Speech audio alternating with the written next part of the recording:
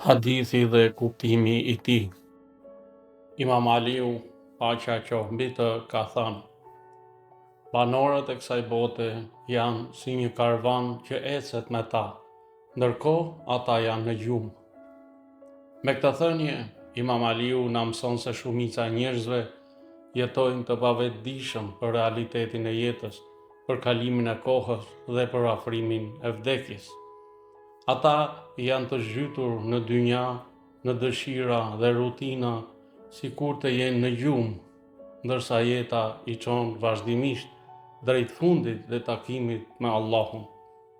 Hadithi na thret të zgjohemi shpirtërisht, të mos mashtrohemi nga kjo botë kalimtare, të jetojmë me vetdije dhe përgatitje për jetën tjetër dhe të mos e humbim jetën në pakujdesi.